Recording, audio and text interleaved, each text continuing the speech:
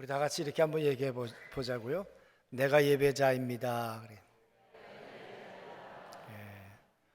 오늘 예배를 받으시는 분, 그분이 도대체 누구이길래 오늘 우리는 이 자리에 예배자로 나왔는가 그 말이에요.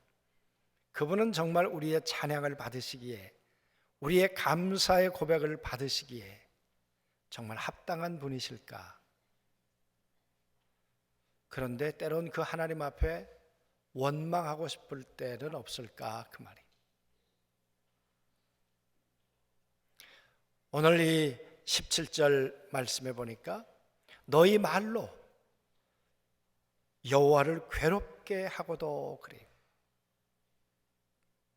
오늘 이스라엘 백성들이 하는 말들이, 여기저기서 모여서 하는 말들이, 이스라엘 백성들의 여론이, 입만 열면 하나님 앞에 찬양했던 그 사람들이 이제는 하나님 앞에 무슨 말들을 했길래 하나님이 괴롭다고 하실까 그 말이에요. 하나님 정말 좋으신 분이신데, 하나님 참 내공이 있으신 분이신데 인간이 어떤 말들을 하셨길래 하나님이 고통스러워하신다, 괴로워하신다. 하나님이 괴로워하신다는 말이 좀 어울리지 않지 않아요? 넉넉하신 하나님이신데, 오래 참는 하나님이신데 그 하나님이 괴롭다. 여러분, 요즘에 보면 악플이라는 게 있어요. 인터넷에다가 뭐 연예인에 대해서 아주 이 악플, 악한 말을 다하는 걸 악플이라 그러잖아요. 그런 말들이 자꾸 달리다가 보니까 어떤 사람은 괴로워해요. 밤잠을 못 이뤄요. 사실인데 그렇게 했다면 좀 덜 억울하겠는데, 확인되지도 않은 이야기를 가지고 사람 하나 잡는 거 쉬운 일이 아니에요. 그래서 여러분, 그 괴로움을 견디려고 하다가 끝내는, 그걸 이겨내지 못해서 얼마 전에 그 젊은 연예인 하나가 자살하지 않았어요? 악한 말 때문에 괴로워하다가. 그래서 여러분, 악플의 끝이 괴로움이고 괴로움의 끝이 죽음으로, 포기로 끝나는 일도 있다 그 말이에요. 하나님은 이 괴로움을 어떻게 해결하실까 그 말이에요. 하나님은 이 고통을 어떻게 하실까 그 말이에요. 하나님에게 악플을 다는 사람은 그저 몇 사람 정도였을까요? 아니면 이스라엘의 모든 사람들이었을까요? 우리가 한번 생각해 보면 이들은 습관적이었는지 몰라요. 애굽에서 나와서 홍해바다 앞에 섰을 때 한 사람인들 하나님 앞에 좋은 말 했겠습니까? 매장지가 없어서 우리를 이곳까지 끌고 왔는가? 하나님, 당신 정말 믿을 만한 하나님인가? 당신이 우리의 목자됨이 맞는가? 별의별 하나님에 대해서 악한 말로 악플을 하지 않았겠어요? 여러분, 하나님도 상처받으시는 하나님이세요? 하나님도 괴로워하시는 하나님이세요? 그뿐입니까? 하여튼 마라의 쓴물 앞에서도 이들의 입은 하나님을 향해서 악한 말을 쏟아 놓았고, 먹을 게 없으면 또 하나님 앞에 악플을 달아 놓았고, 조금만 가다가 불편하면 옛날에 내가 고기 먹고 살았다, 내가 마늘 먹고 살았다, 그러면서 또 하나님 앞에 악한 말을 하고, 여러분, 이 말들을 들으면서 하나님의 마음이 괴로워했다 그 말이. 오늘 여러분, 예수님 오시기 400여 년 전에 이스라엘 땅에서 있었던 이야기예요. 하나님이 이렇게 말씀하세요. 너희 악한 말 때문에 내가 괴로워, 내가 견딜 수가 없어. 그런데 여러분, 인간들의 반응이, 우리가 언제 하나님 괴롭게 했는데요? 말라기는 6개의 명제에 대해서 이스라엘 백성들의 반응이라 그랬어요. 하나님께서 내가 너희 사랑해, 언제요? 내가 너희 때문에 괴로워? 아니, 우리가 어떻게 하나님을 괴롭게 해요? 고개를 뻣뻣이 대들고 하나님을 향해서 그럴 리 없다는 거예요. 그럴 리 없다는 거예요. 오늘도 난 너희 악한 말 때문에 괴롭다고 말하는데, 아니 우리가 어떻게 하나님을 괴롭게 할 수가 있어요? 여러분, 그런데 하나님께서 들려오는 소리가 어떻다고 말씀하시는가? 이들이 이런 말을 한다는 거예요. 정의로운 하나님은 돌아가셨어. 하나님이 살아계신다면 이렇게 불의한 사람들이 이렇게 잘 될 수 있을까? 하나님을 예배하는 사람들은 안 되는데 점치러 가는 사람들은 잘 되고, 정직하게 살려고 하는 사람들은 안 되는데 거짓말하는 사람은 승승장구하고, 양심으로 살려고 하는 사람은 안 되는데 뻔뻔하게 사는 사람들은 돈도 가지고 권력도 가지고 잘 살고, 그래서 그들 마음속엔 정의로운 하나님은 돌아가셨어. 그 하나님은 그렇게 거짓말하는 사람들, 뻔뻔한 사람들, 간음하는 사람들, 그런 압지하는 사람들, 갑질하는 사람들을 좋아하시는 하나님인가 봐. 그러니까 그 하나님은, 정의로운 하나님은 돌아가신 거야. 여러분, 그런 이야기를 한두 번 듣는 것이 아니고, 한두 사람에게서 듣는 것이 아니고, 매일매일 이 소리가 확성기를 켜놓은 것처럼 더 커져버리는 거예요. 이런 이야기를 하나님이 다 들으실 수 있는 하나님인데, 그렇게 들으시다가 하나님이 말씀하세요. 나 괴로워. 하나님의 괴로움의 끝은 어딜까? 그 말이에요.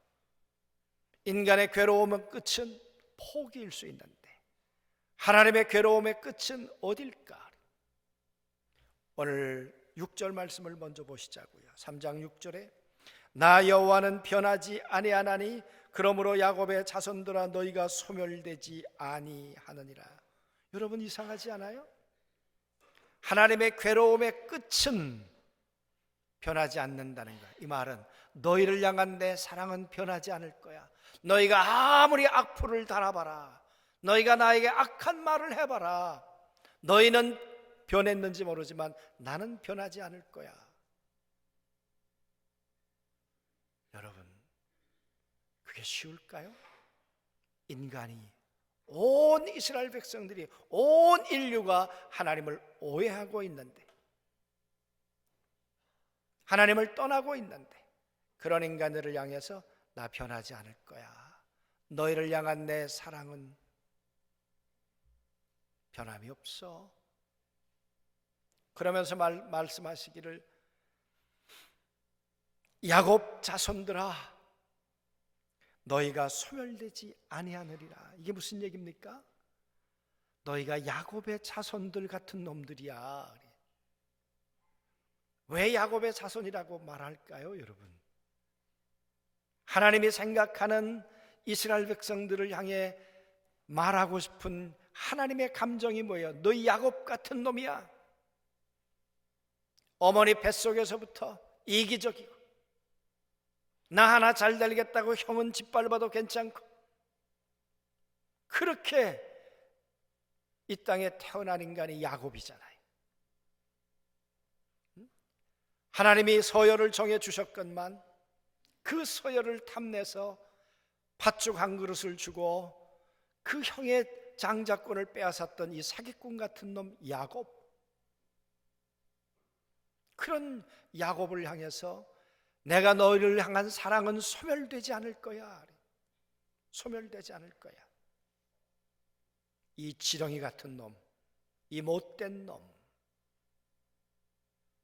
그런데 난 지렁이 같은 너를 향해, 야곱, 너를 향해 내 사랑은 변하지 않을 거고 내 사랑은 소멸되지 않을 거야. 아니, 소멸해 버리셔야 하잖아요. 하나님이 정의로운 하나님이라면 사람들이 잘 알고 있는 불의한 이 야곱을 벌하셔야 되잖아요. 그런데 하나님이 그 야곱에 대해서 포기하지 않을 거야. 얼마나 야곱이 하나님을 괴롭게 했나요? 얼마나 힘들게 했나요? 야곱의 생애를 보면. 그래서 야곱이 나중에 바로를 만났을 때도 뭐라고 말합니까? 난 험한 인생을 살았습니다. 맞지요? 험한 인생을 여러분, 하나님이 살게 하셨나요? 아니요. 자기가 거짓말하고 자기가 속이고 자기 생각대로 살아보려고 하다가 딸 디나도 강간을 당하고 또 쫓겨다니게 되고 험악한 인생을 어쩌면 자기 스스로 그렇게 거짓말하다가 부모를 떠나서 라반의 집에 가게 되고 라반의 삼촌 라반의 집에서 결혼을 했는데 속게 되고 여러분, 정말 야곱의 인생은 참 어수선했어요. 하나님 앞에 뭐 그렇게 내놓을 만한 인생이 아니었어요. 그런데 야곱, 너는 소멸되지 않고 너는 없어지지 않고 그래도 너는 내 사랑의 대상이야. 여러분, 그 야곱을 사랑하시니까 오늘 여러분과 저를 사랑하시는 거예요. 지렁이 같은 야곱, 아니 내 이름 앞에 지렁이 같은 누구, 야곱을 향해 돌 들 수 있는 사람이 누가 있어요? 야곱을 향해 손가락질할 수 있는 사람이 누가 있어요? 이 중에 다 야곱인데. 그런 여러분과 저를 향해서 하나님 말씀하세요. 나는 너를 향한 내 사랑을 포기하지 않아. 너를 향한 내 사랑은 소멸되지 않아. 없어지지 않아. 여러분, 그 사랑의 방법이 뭐냐? 그게 1절부터 5절까지 이야기예요. 하나님이 이렇게 말씀하시죠. 만군의 여호와가 이르노라. 보라, 내가 내 사자를 보내리니 그가 내 앞에서 길을 준비할 것이요.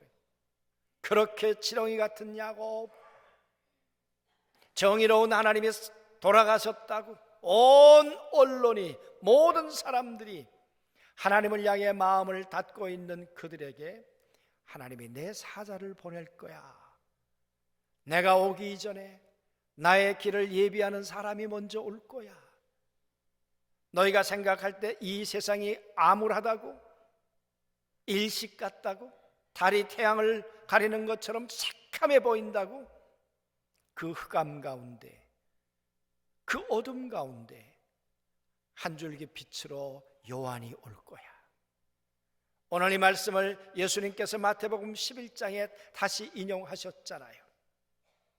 나는 다시 너희 가운데 올 거야. 반드시 올 텐데 그때는 세례 요한이 주의 길을 평탄케 하려고 먼저 올 거야. 지금 암담하지만 아니, 나는 내가 올 길을 지금 계산하고 있는 거야. 물론 이것으로부터 400년이란 긴 일식이 있었어요. 긴 어둠의 순간이 있었어요.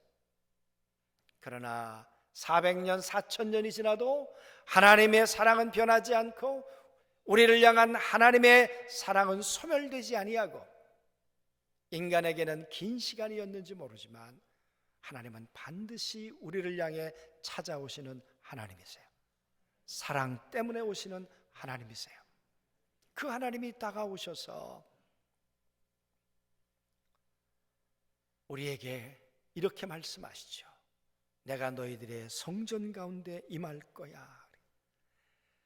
주가 갑자기 그의 성전에 임하시리니, 여러분 생각해 보세요. 그 성전에 하나님이 뭐라고 그러셨어요? 차라리 이 성전문을 닫았으면 좋겠다. 이 성전에 내가 있고 싶지 않다. 나는 이 성전을 떠나 너희와 별거했으면 좋겠다. 그렇게 말씀했던 성전에, 아니 나는 다시 이곳에 와서 너희의 예배를 받겠어. 너희의 사랑을 받겠어. 그래서 하나님은 사랑을 절대 포기하지 않으신다는 거예요. 내 사랑은 변하지 않는다는 거예요. 내 사랑은 너희를 향한 내 사랑은 소멸되거나 포기하지 않는다는 거예요. 괴로움의 끝이 포기여야 되는데 하나님은 괴로움의 끝에 사랑을 선택하신 분이에요. 그래서 내가 다시 와서 성전에서 너를 만날 거야. 난 너의 예배를 받을 거야. 나는 너의 죄를 사하여 줄 거야. 그리고 나는 너를 새로운 존재로 이 땅 가운데 우뚝 서도록 만들어주고 싶어. 이게 내 사랑이야. 이게 성탄이에요. 여러분, 400년 전에 아직 예수님이 오시기 이전에 그들은 참 암담했을 거예요. 그러나 그 세월이 지난 다음에 세례 요한이 왔고, 세례 요한보다 6개월 후에 하나님의 아들 예수 그리스도가 이 땅 가운데 오셨어요.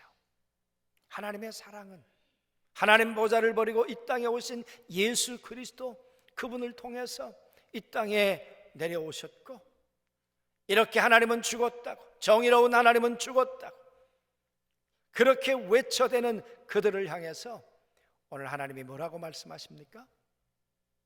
원수 되었을 때, 죄인 되었을 때, 연약할 때 내가 너희를 위해 죽음으로 너희를 향한 내 사랑을 확증하였느니라. 내 사랑은 변하지 않았어. 사랑은 변하는 게 아니야. 사랑은 변질되는 게 아니야. 사랑은 변화되고 있는 거야. 사랑은 성숙하고 있는 거야. 하나님의 사랑은. 여러분, 그래서 성탄, 하나님의 아들이 이 땅 가운데 오신 날, 많은 사람들이 이 땅에 왔다 가지만 하나님의 아들이 사람의 몸을 입고 이 땅 가운데 오신 날, 그날 왜 오셨을까? 왜 오셨을까? 2절에 그가 임하는 날은 누가 능히 당하리요? 그가 나타나시는 날에 누가 능히 서리요? 그는 금을 연단하는 자야의 불과 표백하는 자의 잿물 같을 것이요. 무슨 얘기입니까? 그 예수님이 이 땅에 오시는 날은 뭐예요? 하나님이 없다고 하고, 정의의 하나님은 죽었다고 하고, 그리고 다 그들이 어떻게 살아가나요? 그들은 우상숭배하고 점치는 자, 간음하는 자, 거짓 맹세하는 자, 고아와 과부를 압제하는 자, 다 그렇게 살아가서 사람들이 정의의 하나님은 없다고 하는 그 시대 가운데 오셔서 하나님은 그들을 잿물로 빨고 그들을 깨끗하게 해서 그들을 주 앞에 나오도록 인도하시는 분이 하나님이시라는 거예요. 잿물로 빠는 것이 아니라 당신의 피로, 당신의 보혈로 우리의 죄를 씻고, 당신의 피로 씻고, 당신의 은혜로 씻어서 우리를 다시 하나님 앞에 세우기를 원하시는 분이 하나님이시다, 그 말. 그래서 그가 은을 연단하여 깨끗하게 하는 자 같아서, 우리 박 목사님이 어제 그러시더라고요. 금하고 은을 연단하는데요, 은이 훨씬 더 어렵답니다. 그래서 금보다 은을 먼저 쓴다는 거예요. 여러분, 은을 연단하는 것이 어려운데 그럼에도 불구하고 예수님은 연단해서 그 가운데 불순물을 제거해낸다는 거예요. 여러분, 사랑은 불순물과 함께 버리는 게 아니에요. 사랑은 불순물 가운데서 정결한 것들을 분리시키는 거예요. 뽑아내는 거예요. 예수 그리스도가 이 땅 가운데 오셔서 전부 다 하나님은 없다고 하고 예수 그리스도가 아니라고 하는 그때, 그들 가운데서도 예수 그리스도를 믿어 하나님의 자녀가 되고, 예수 그리스도를 믿어 마가다락방에 모이고, 예수 그리스도를 믿어 성령을 받고 하나님의 자녀 가운데 살아가는 순도의 사람들을 만들어내시는 분이 사랑의 하나님이셨다, 그 말이에요. 그분이 이 땅 가운데 오셔서 그래서 그들을 레위 자손을 깨끗하게 하되, 그 말은 레위 자손, 하나님을 예배하고 하나님 앞에 경배해야 했던 레위 자손들이 여러분 말라기를 시작하면서 어떻게 되었습니까? 언약을 깨트리고 하나님이 받으실 만한 레위인들이 되질 못하고 하나님 앞에 최고의 예물을 드려야 되는데 그들은 부정한 것 드리고 눈먼 것을 드리고 저는 것을 드리고, 그래서 하나님이 레위 자손과의 계약을 깨버리고 나는 너희의 제사를 받지 않겠어, 그렇게 말했던 레위 자손들, 그들을 깨끗하게 해서 그들을 정결하게 해서 그들로 하여금 은과 금같이 그들을 연단하리니 그들이 공의로운 제물을 나 여호와께 바칠 것이니라. 아멘. 다시 하나님 앞에 예배자로, 다시 하나님이 받으실 만한 온전한 하나님을 경배하는 자로 레위 지파들을 세우시겠다는 거예요. 이게 하나님의 사랑이에요. 그래서 하나님의 사랑은 변하지 않았다고 말씀하시는 거예요. 하나님의 사랑은 소멸하지 않으신다는 거예요. 레위 안에 있는 악한 것들을 소멸하시고 내 안에 있었던 부정한 것들을 갈라내셔서 하나님 앞에 세우기를 원하시는 분이 하나님이시지요. 사랑은 순도를 갈라내는 거예요. 분리해내는 거예요. 불순물을 제거하시는 거예요. 여러분, 그 사랑으로 우리에게 다가오실 분은 오직 한 분, 예수 그리스도예요. 그분의 사랑으로, 그분의 십자가로, 그분의 보혈의 피로 우리를 정결하게 하고 우리를 온전하게 하실 유일한 분, 예수. 사랑은 불로 태워버리는 것이 아니라, 불로 연단해서 거기서 찌꺼기를 제거하는 거예요. 제거하시는 거예요. 사랑은 괴롭게 하는 것이 아니라 여러분, 그 하나님의 마음에 기쁨을 드리는 것이 사랑이에요. 그런데 오늘 이스라엘 백성들은 하나님 앞에 괴로움을 주고 있어요. 괴로움. 오늘 말씀하세요. 4절에 그때 유다와 예루살렘의 봉헌물이 옛날과 고대와 같이 나 여호와께 기쁨이 되려니와, 그 말은 예전에 내가 레위 너희가 드리는 제사를 내가 받으면서 기뻤어. 너희의 봉헌물을 받으면서 나는 기뻤어. 너희의 찬송을 들으면서 나는 너무 행복했어. 괴로움이 아니라 기쁨이었어. 그런데 너희들의 예배가 변질돼 갔잖아. 그런데 하나님의 아들 예수 그리스도가 와서 불로 연단해서 레위 너희가 드리는 예물을 온전한 예물을 드리는 자로 만들어서 너희의 드리는 예물이, 너희가 드리는 찬송이, 너희가 드리는 예배가 예전처럼 감사가 되고 기쁨이 되고 영광이 되고, 할렐루야, 아멘. 그런 자로 만들기 위해서 하나님의 아들 예수 그리스도가 이 땅에 사람의 몸을 입고 이 땅 가운데 오셨고, 오신 예수 그리스도는 잿물이 되고 오신 예수 그리스도는 용광로가 되어서 당신의 살과 피로, 당신의 보혈의 은혜로 우리를 씻어 하나님 앞에 사랑의 상대로 세워 가신다는 거예요. 이게 성탄이에요. 사랑하는 성도 여러분, 이 성탄의 절기에 다시 한번 이 변하지 않는 주님의 사랑을 우리 가슴 속에 받아들였으면 좋겠어요. 촛불을 켜는 것처럼 내 마음에 하나님의 사랑이 켜졌으면 좋겠어요. 그리고 혹이나 하나님을 향한 내 사랑이 변한 건 아닌가? 하나님 앞에 감사가 아니라 하나님 앞에 악플을 달고 있는 것은 아닌가? 하나님 앞에 찬양하는 것이 아니라 하나님 앞에 불평하고 있는 것은 아닌가? 우리 자신들을 돌아보는 거죠. 사랑은 오늘 말씀하고 있는 것처럼 버리고 소멸하는 것이 아니라, 사랑은 그를 다시 세우도록 소망을 주고 하나님의 기대를 주는 것이 사랑이에요. 사랑은 절망의 자리에 내버려 두는 것이 아니라, 기대의 자리에, 소망의 자리로, 다시 오실 예수 그리스도의 자리로, 십자가 갈보리 언덕으로 부활의 은혜의 자리까지 우리를 인도해 가시는 분이 하나님이시다. 그게 사랑이라 그 말이에요.